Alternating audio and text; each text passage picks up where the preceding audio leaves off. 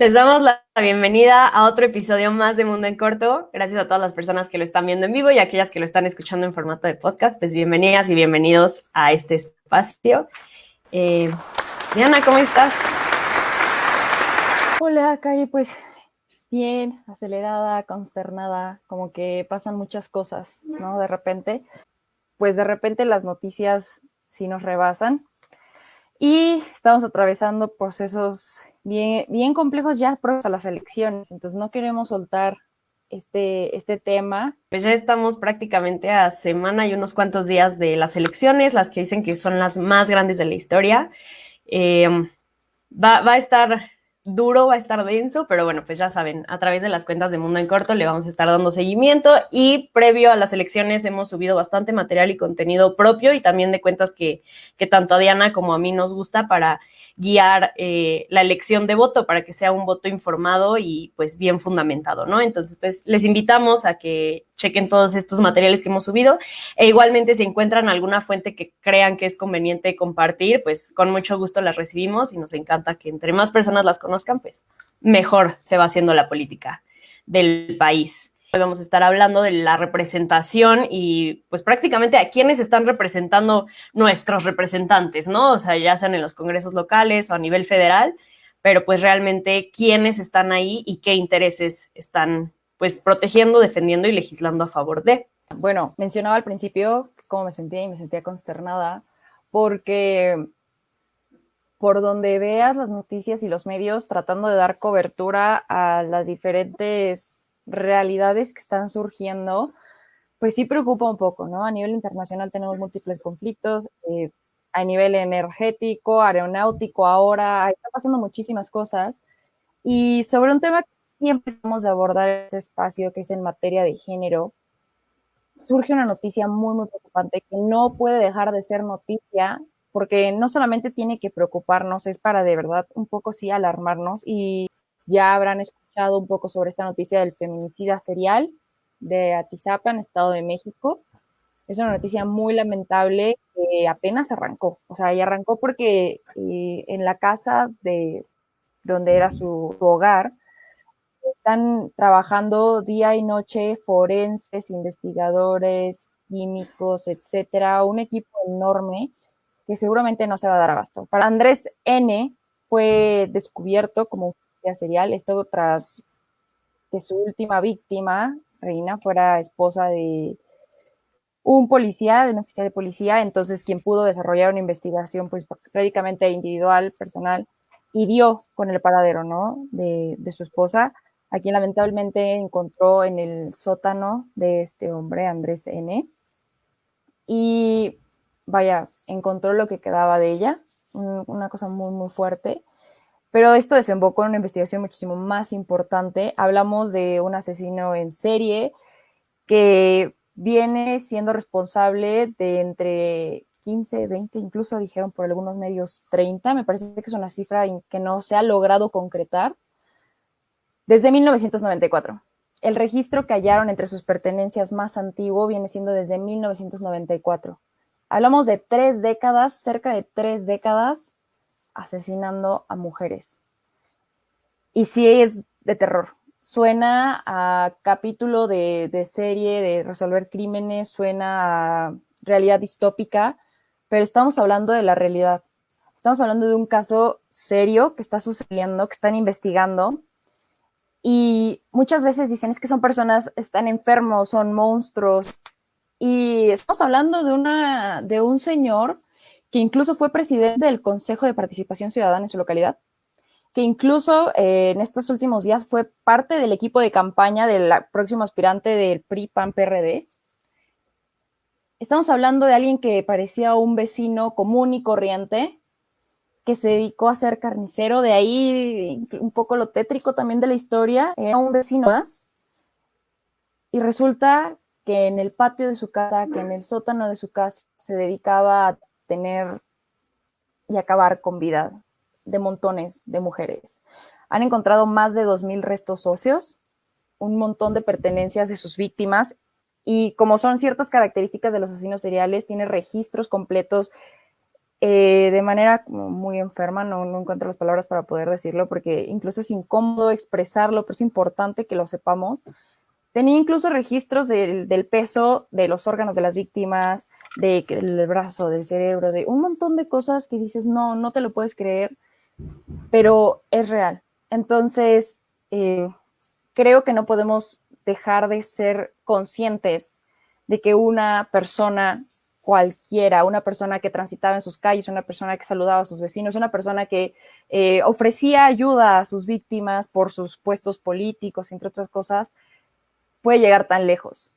No estamos hablando de monstruos, estamos hablando de personas que viven en nuestros contextos, que el día al día se despiertan, circulan con nosotros y son capaces de acabar con la vida de muchas personas. Y en este caso es más significativo porque estamos hablando de violencia de género en su máxima expresión, ¿no? Feminicidios en serie. Entonces, creo que no podíamos pasar desapercibido a hablar de esta noticia. Sigo pues muy consternada, espantada, incrédula, y a la vez creo que pues es un llamado para tener más conciencia de prestar atención a aquello que nos rodean. Es bien preocupante que lleve 3 décadas haciendo lo mismo y que nadie lo hubiera notado, porque eso nos demuestra que no solamente nadie lo estaba buscando a él como feminicida, nadie las estaba buscando a ellas como sus víctimas, y eso es muy preocupante. Y bueno, pues ahora sí entrando al tema del día de hoy, vamos a hablar de la representación y la política en corto, porque pues ya les decíamos que ya las elecciones están a 3 pasos. A mí me gustaría empezar a lo mejor este recorrido hablando de derechos humanos, porque creo que desde ahí parte todo. Solamente mencionar así brevemente que pues los derechos humanos lo que buscan proteger es la dignidad de todas las personas, sin importar absolutamente nada. O sea, es la dignidad de todas las personas. Y en ese sentido, pues digamos que hay grupos que lamentablemente, pues estos derechos no son garantizados. Si bien los tienen, el Estado falla en garantizarlos, y a estos grupos se les denomina, yo no estoy tan de acuerdo, ahorita lo vamos a explicar, pero yo no estoy tan de acuerdo con la denominación de grupos vulnerables, pero bueno, en los documentos que lo rigen, así lo ponen, y pues de hecho la definición utilizada por la Comisión de Atención a Grupos Vulnerables dicen que son las personas o grupos que por sus características de desventaja, ya sea por edad, sexo, nivel educativo, origen étnico, una situación o condición física y o mental, pues requieren de un esfuerzo adicional para incorporarse al desarrollo y a la convivencia. Y aquí es donde yo no estoy de acuerdo con la denominación de grupos vulnerables, pero bueno, que no esté de acuerdo no quiere decir que la ley no los contempla de esta manera. No estoy de acuerdo porque es necesario entender que estas características no hacen que tu convivencia sea complicada, sino que es el sistema el cual no se adapta a estas características y por lo tanto no abre el espacio para todas las personas sin importar el punto, ¿no? Entonces creo que desde mi punto de vista sí hay una diferencia en llamarles grupos vulnerables a llamarles grupos vulnerados, porque eso implica que la responsabilidad está en la autoridad y no en la persona en quien tiene estas características, o bien grupos en situación de vulnerabilidad, que pues hace referencia a que es una cuestión circunstancial, ¿no? O sea, que puede ser modificada. El sistema las entiende y hace los mecanismos necesarios, las acciones afirmativas, para que entonces estas personas sí puedan, y estos grupos sí puedan tener estos espacios. Entonces, pues bueno, ese ya es como mi comentario, pero creo que desde ahí empieza el tema, porque también se habla mucho de los grupos minoritarios y a veces creemos que este grupo minoritario es únicamente por el porcentaje. Hay veces en las que sí y hay momentos en los que no, en los que nada se les llama minoritarios porque precisamente no están en este nivel como de autoridad o de hegemonía, ¿no? O sea, del quien manda, por así decirlo. Estoy fascinada escuchándote porque sí no me gustaba la definición, pero es muy estimulante cuestionarlo. Es súper importante que tengamos estas conversaciones, qué tan de acuerdo no estamos con una definición. Y así hemos evolucionado nuestros términos, que al final de cuentas los nombres, las etiquetas importan muchísimo, porque determinan contextos y determinan situaciones. Entonces estoy muy de acuerdo, tendríamos que llamarlo grupos vulnerados, no vulnerables, porque por sí mismos su realidad no significaría nada contrario a un óptimo desarrollo si no fuera porque la norma ataca sus diferentes circunstancias. Y justamente, por ejemplo, el caso que dices de la edad no se puede modificar, estoy de acuerdo, pero es que a la edad nosotros como sociedad somos quienes decimos, es que después de los 60 ya está acabado con bastón y no sirve para la sociedad. Entonces, no es el problema, es nuestra percepción. No es una persona discapacitada el problema, no es una silla de ruedas el problema, es la falta de inclusión. Y esto es bien significativo. Definitivamente yo, en lo que estábamos adelantando el post sobre este episodio, encontré esa definición y tampoco me gustó. Así que le hice algunas modificaciones para que la vean el próximo sábado. Definitivamente estoy muy de acuerdo. Y es importante hablar que quiénes son estos grupos personas que se consideran vulnerables. A partir de ahora vamos a decir vulnerados, ¿no? Hablamos de migrantes, hablamos de niñez, hablamos de personas indígenas que se reconocen a indígenas, pueblos originarios, hablamos de personas afrodescendientes, afromexicanas, hablamos de personas discapacitadas, personas neurodivergentes, hablamos de mujeres. Es decir, así como he enumerado un montón de variedad, de diversidad de personas, así es nuestra sociedad, multidiversa. Y el problema es que la norma en nuestro país y en el contexto occidental únicamente se mueve en masculino, blanco o mestizo, que sea pues de clase media, probablemente casado, entre la edad promedio en México va a estar como en los 20 y tantos, 30 y tantos, ok, ahí nos vamos. Y entonces dices, esa es la persona promedio, eso es lo que esperamos. Pero cuando salen de esta regla, resulta que o no los vemos, o no los atendemos, o los excluimos, que es en el peor de los casos, ni siquiera les damos espacio en las diferentes dinámicas sociales que tenemos. Y entonces surge esta propuesta de crear acciones afirmativas. ¿Por qué no? Porque históricamente todas estas personas que son parte de los conjuntos de grupos vulnerados ya tienen una gran desventaja histórica, ya son víctimas de discriminación y surge la preocupación de decir, a ver, es que esto no puede estar pasando, lo empezamos a cuestionar como comenzó Karina, ¿por qué sucede? Y por qué las diferentes circunstancias de las personas que no dependen de esas mismas personas. O sea, hablamos de problemas estructurales, ¿no? El hecho de que una persona tenga un nivel educativo únicamente a la primaria, igual y no es su responsabilidad. Igual fue porque en su localidad, la escuela más cercana que tenía, y más cercana me refiero a 10 kilómetros, terminaba en la primaria. Y la secundaria y el bachillerato hablábamos del pueblo siguiente, ¿no? Entonces, no fue su culpa no poder ir a esa educación. Y no, aquí no somos creyentes del echaleganismo de es que pudo irse caminado, pudo haberse levantado desde las 2 de la mañana y caminar para llegar a tiempo. No. El problema está en que la infraestructura y las consideraciones e implementaciones de programas del Estado han sido insuficientes. Y entonces, regresando al punto de las acciones afirmativas para no enojarnos, estas son políticas públicas y medidas que surgen con el objetivo de compensar las condiciones que discriminan ciertos grupos sociales para lograr que puedan tener un disfrute de sus derechos, puedan hacer ejercicios de derechos y puedan aspirar a un desarrollo óptimo. Prácticamente es romper con las desventajas. Y el propósito de estas acciones afirmativas es que sean temporales porque se asume que al implementarlas será sostenible. Y una vez que ya no tengas que establecerlas, la realidad, el nuevo equilibrio social va a efectuar estos cambios donde se eliminan las discriminaciones. Pero pues se vale soñar, ya que en realidad estas cosas pues no suceden. Y creo que es importantísimo hablar de la interseccionalidad también, ¿no? El hecho de que enviar la responsabilidad o el peso del sujeto a condiciones y circunstancias. O sea, lo que nos tenemos que enfocar es en cambiar esas condiciones y esas circunstancias para que entonces los sujetos, todos y todas, podamos tener el mismo acceso a derechos. Y una vez que entendemos eso, también es importante entender que una persona puede estar en distintos grupos pues vulnerados, ¿no? Entonces, en ese es el punto donde entra la interseccionalidad, el entender que una mujer sí está en una situación de desventaja respecto a un hombre por el sistema, por cómo está, bla, bla, bla, bla. Pero una mujer indígena va a estar en una situación doble de desventaja respecto al sistema hegemónico. Entendamos esto de hegemónico como el sistema, lo que decía Diana, ¿no? Como la normalidad, entre comillas. Eso que permea y que tiene como el poder.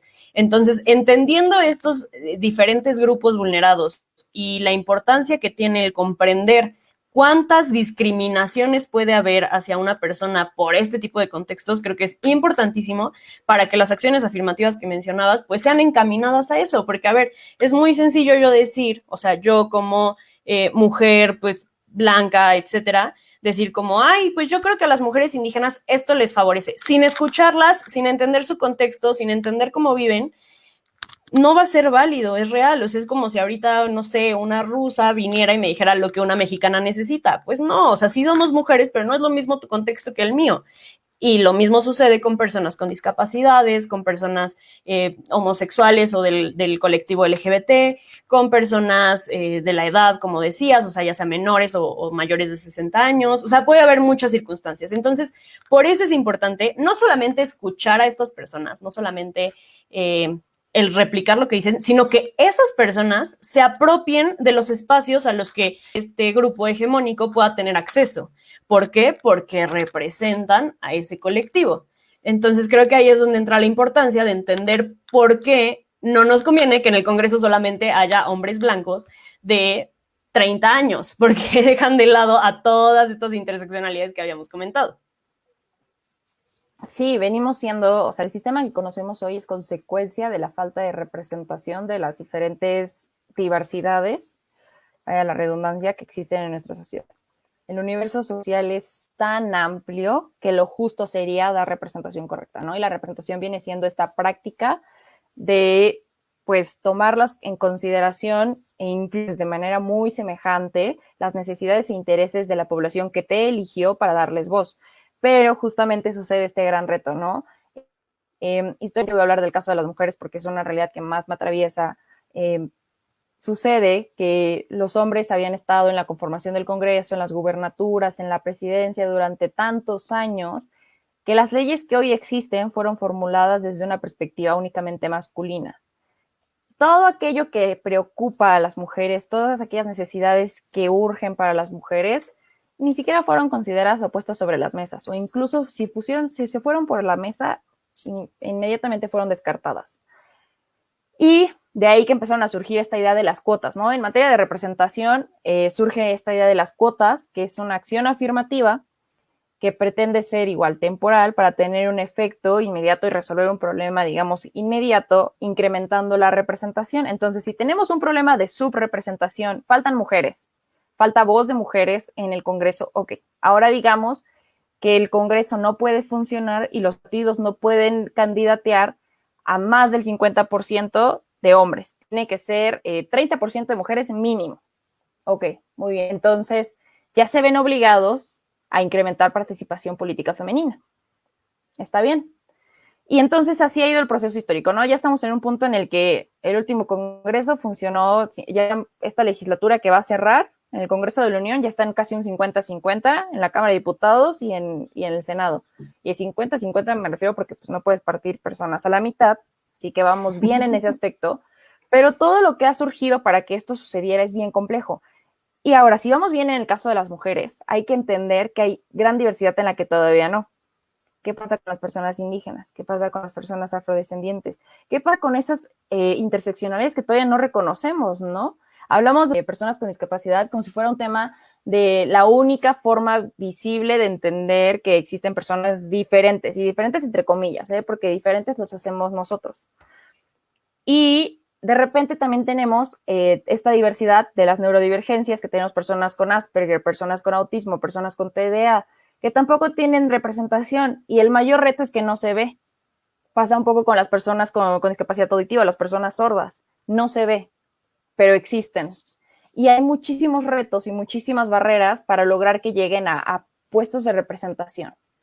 Si bien, por ejemplo, hablamos de personas con discapacidad, primero ni existían rampas antes, ahorita ya lo estamos impulsando más, ya hay más rampas en espacios públicos, digamos que ahora sí ya van a poder acceder a esos espacios públicos, pero ¿y el resto de las personas? ¿Y el resto de la diversidad de las personas?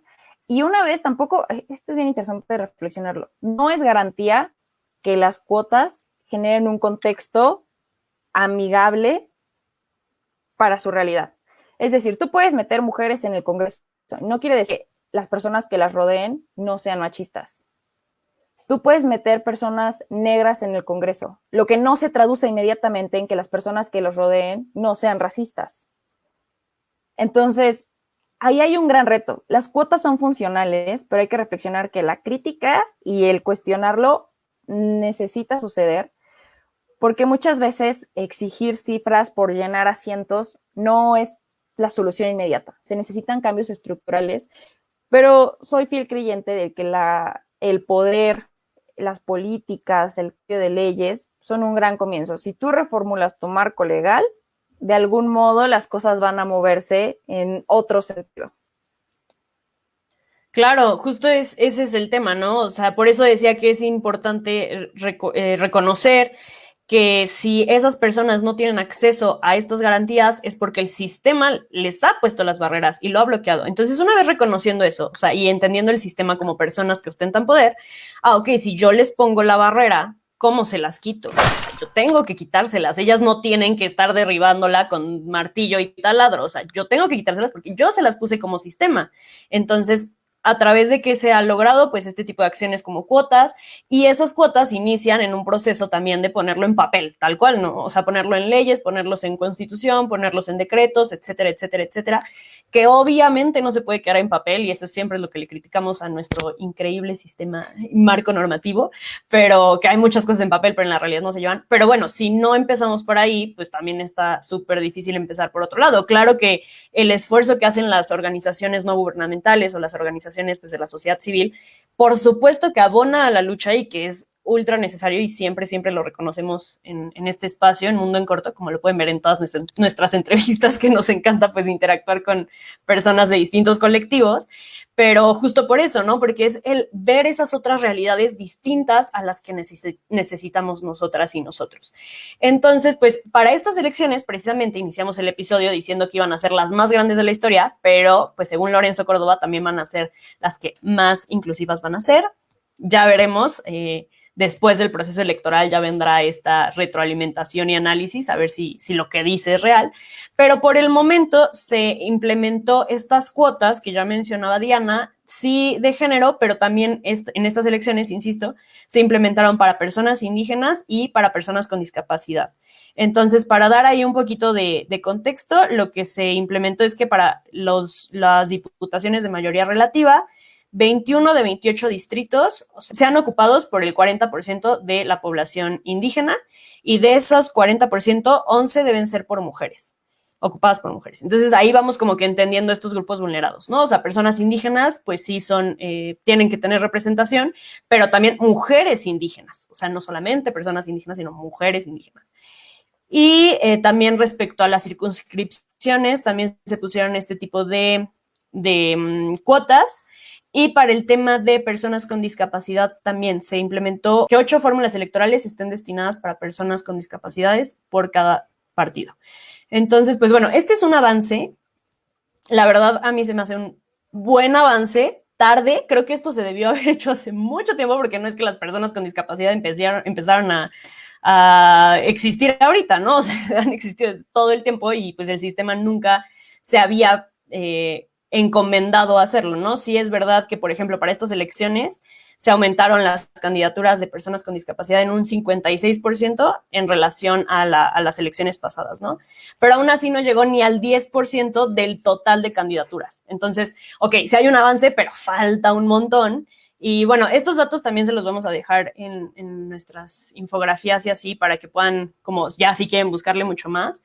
Pero me gustaría también como platicar contigo lo que decías, o sea, ¿qué tanto una cuota sí representa al grupo que busca representar? Porque lo que estamos viendo ahorita es que ya empiezan con esto de, ay, entonces yo me autodenomino indígena y entonces ya cumplimos con esta cuota, cuando en realidad no son personas indígenas, ¿no? Y lo mismo pasa con personas del colectivo LGBT, y lo mismo pasa con personas pues con discapacidad. Ya estaría cañón que falsearan ahí un tema de discapacidad, pero podría llegar a suceder. Entonces, ¿crees que el sistema electoral y más bien el sistema de partidos en realidad están haciendo lo que deberían de estar haciendo? O sea, ¿están cumpliendo con el objetivo que se supone que las cuotas buscan?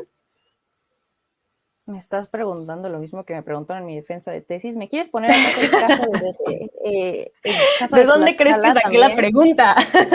¿Acaso me quieres volver a poner bajo esa presión? Por eso sí, para ti. En Tlaxcala resulta que no cumplían con la paridad de presentar tantas mujeres en las candidaturas.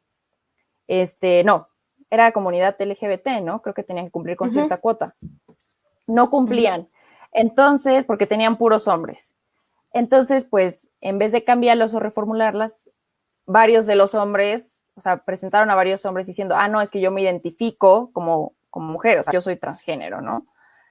Y entonces ya estaban cumpliendo con la cuota. De la nada, estas personas heteronormativas, cisgénero, ya pues expresaron su nueva identidad, y lo cual es un gran reto, ¿no? Porque aquí no podemos ser críticos en un sentido discriminatorio de la diversidad de la comunidad LGBT, pero sí hay que de repente pues no pecar de crédulos, ¿no?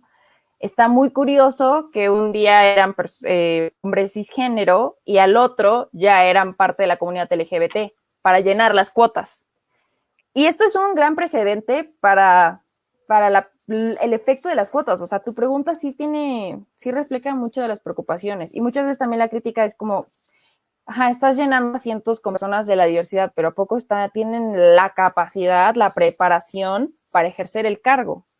Ay, los otros tampoco lo tenían, perdóname. Sí, estoy totalmente de acuerdo. Y al final de cuentas, ese es el ejercicio democrático, ¿no? Todo mundo tendría que tener la oportunidad de representar y ser representado. Claro. Entonces, hay un problema en no respetar el efecto de las cuotas y es un gran reto para las autoridades electorales, pero también es un gran reto social. A concientizar la necesidad de estas cuotas como una transformación social que urge es de los primeros pasos que se tienen que estar promoviendo. Recayendo lo mismo, las cuotas pues no te van a hacer efectivo que tengas personas racializadas en el Congreso y no personas racistas. Entonces es un doble esfuerzo. Yo creo que las cuotas por sí mismas no van a lograr cambios estructurales que sí son necesarios, sino que se tienen que estar reforzando de constantes capacitaciones a las personas que buscan o aspiran a los cargos, a los mismos partidos políticos, quienes son los que pues formulan los perfiles de los políticos hoy. Entonces, no podemos depender de las autoridades electorales diciéndonos es que tienen que llenar asientos de diferentes colores y sabores. Tenemos que exigir que diferentes instituciones y diferentes autoridades promuevan una nueva visión social, que sea el ojo del ciudadano y la ciudadana quienes se vean transformados. Nuestra forma de ver a la sociedad, nuestra forma de entender a la sociedad tiene que evolucionar, tiene que progresar y esto requiere de esfuerzos multidimensionales y multinivel. Sí estoy de acuerdo que las cuotas son un paso importante para lograr esta igualdad que sí se requiere, pero no les cedo mi entera confianza a verlas como la primera y única respuesta. Sí, claro, ahí creo que hay varios temas. Lo que decías, por un lado, por ejemplo, personas indígenas y personas pues trans, que son como el tema que sucedió en Tlaxcala y así, tienen ellos el derecho y algo con lo que estoy totalmente a favor de la autodenominación. O sea, que ellos mismos y ellas mismas digan, yo me autodenomino como persona indígena. Porque sucedía lo inverso, ¿no? Que era como de, ay, oye, pero tú no eres moreno, entonces no puedes ser indígena. Oye, a ver, tu color de piel no determina tu origen étnico ni nada, ¿sabes? O sea, eso no es un rasgo único para distinguir, oye, es que no sabes la lengua indígena. Pues no, claro que no, si en todo México me obligan a hablar español a fuerzas y no respetan mi lengua indígena. Entonces a eso voy, o sea, como que había muchísimas discriminaciones en este sentido y volvamos, o sea, por ejemplo, en un tema de personas trans, o sea, ¿cómo le vas a exigir a alguien que te demuestre que es una mujer trans, ¿no? O sea, eso sería totalmente una aberración y sería lo peor que podría suceder. Entonces, por eso se pone pues este control de que cada persona se autodetermine y autodenomine como quiera. Pero la situación con las cuotas es que, o sea, eso da el espacio a que lo que dices, ¿no? O sea, personas de repente digan como, ay, ¿qué crees? Hoy desperté y ya soy trans, entonces cumplo con la cuota. Y no los puedes juzgar, pero también es como, o sea, tampoco estamos tontos. Desestimas, o sea, y deslegitimas la lucha ajena, exacto, digamos. Entonces, exactamente. Claro. Es que justo me estaba acordando ahorita del ejercicio que apenas Tenoch y Yalitza. ¿Yalitza? Aparicio. Sí, Alicia ajá, apareció. justamente lanzaron esta campaña de hashtag donde hay prietura, hay sabrosura, y estuvo buenísimo porque salieron muchísimas personas a decir, pues yo soy prieto, y pues sí, o sea, yo que soy prieto me puedo decir prieto, tú que eres bien racista, ni se te toca decirme prieto, porque tú lo Claro. tienes construido desde el sesgo y desde la discriminación. Y entonces surgieron estas opiniones de decir, es que tú no eres prieto, o sea, tú eres una persona blanca con cabello moreno, ¿no? Con cabello oscuro. Y una amiga también nos preguntó en el grupo, pregunta random, ¿no? O sea, me consideran morena y dije, pues no tan random, ¿no? Porque es la discusión que se está dando en redes sociales. Y yo le dije, o sea, como si vamos a etnia, raza, sí, porque pues yo te percibo, yo a las personas morenas, y esa es mi percepción, las asumo personas que son de tez morena clara o morena oscura con cabello oscuro, ¿no? Pero, y yo le dije, ¿sabes qué? O sea, yo me reconozco como morena, yo, Diana Xochitl Pérez Meneses, me reconozco como morena, no solamente por mi tez y mi cabello, también por mi ascendencia. Mi papá es moreno, mi papá es hijo de indígena, él no se reconoce como indígena, pero él viene de su ascendencia es otomí. Entonces, toda esta ascendencia es bien importante porque justamente creo que llega un punto de cómo me reconozco yo, quién soy yo, o sea, racialmente, étnicamente y demás. Y hay muchas personas que por este ciclo de discriminación se cortan de la cultura de sus ascendencias, ¿no? Se cortan de una comunidad indígena. Y eso es bien preocupante porque perdemos riqueza cultural.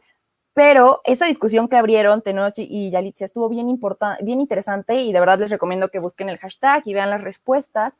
Fue un ejercicio muy sano en el que estamos reapropiándonos de este término de prietos. Prieto, ok, está bien, muy, muy a gusto, pero todo lo que hay detrás de este término es preocupante y es empezar a construir. Me parece que ese tipo de ejercicios se tienen que estar promoviendo para reformular la mirada ciudadana. O sea, esta propuesta de decir no solamente es chamba de implementar cuotas, es cuestionarnos y cambiar nuestra forma de pensar. Sí, claro. Ya, o sea, obviamente hay toda una discusión en torno al tema, pues, sociocultural de México, ¿no? O sea, el hecho de la influencia que tenemos de muchos lados y propia del territorio. O sea, bueno, es otra discusión que nos llevaría mucho, pero definitivamente, como dices, o sea, es desde la sociedad y a ese punto iba, ¿no? Que también, o sea, tanto los candidatos están fingiendo cosas que no deberían fingir para cumplir con estas cuotas, como el mismo sistema. O sea, por ejemplo, en un inicio pusieron estas cuotas para personas indígenas y o personas afrodescendientes, como si fueran un mismo colectivo. Y es como no estás entendiendo que son distintas, estás volviendo a encasillarlas en un mismo lugar cuando están representando a grupos distintos. Puede ser que sí haya ciertas similitudes o más bien que una persona pueda pertenecer a ambos, etcétera, pero no puedes poner una cuota para los mismos porque no son lo mismo, claro. No son los mismos grupos, no representan los mismos intereses. Entonces creo que sí se está haciendo un poco, siempre se ha hecho, tristemente, en nuestro país, esto de los parches, ¿no? Como, ok, quieren representación, bueno, ahí está, ya, listo, con eso me lavo las manos. No, o sea, hay que seguir exigiendo como ciudadanos, ciudadanas, pues que esto no se quede en un número tal cual, ¿no? En una estadística. E incluso, o sea, los mismos partidos políticos me encanta que sacan sus spots de, sí, yo voy a poner rampas en toda la calle. Oye, pero es que tu partido votó en contra de estas cuotas, ¿sí supiste? O sea, ¿sí sabes que el PAN está votando en contra de estas cuotas y que no le convenía tener esas cuotas? Ah, ok. Entonces, ¿qué tan incluyente eres? O sea, creo que este cuestionamiento a lo mejor es ya mucho más técnico o mucho más, no sé, de pues sí, reflexión y meterse a ver a favor de qué y en contra de qué votó cada partido, pero es necesario porque volvemos a lo que platicamos en el episodio anterior. O sea, está bien padre que en los spots nos digas que vas a hacer un mundo en el que todos quepamos, cuando en la realidad estás votando para algo que discrimina y que sigue poniendo barreras a grupos que tienen que ser representados para que dejen de ser vulnerados por tus mismos representantes. Entonces, pues sí, hay que tener mucho ojo en esto y en muchas otras cosas. Insistimos, ya estamos muy cerca del periodo electoral. Creo que se va a poner fuerte, se va a poner intenso, bastante interesante. Pero bueno, pues ahí estaremos viendo qué sucede. Por lo pronto, a nosotros como ciudadanas y ciudadanos nos toca ver y elegir de manera pues informada. Muy de acuerdo, sí. Para cerrar, hay que ejercer un voto consciente y reflexivo, no únicamente en las necesidades individuales o personales, sino del colectivo en general y aquello que nos rodea, aunque no nos atraviese, no podemos ser ajenos. Y pues nada, preparando y guardando INE, por favor, nada de perderla, nada de guardarla también, que se nos olvide dónde quedó. porque ya estamos casi a la vuelta de la esquina de estas elecciones y muy emocionadas porque, pues sí, pues nos hemos estado acompañando tanto ustedes como entre nosotras a lo largo de este proceso y ya toca ver los resultados, a ver a dónde nos lleva.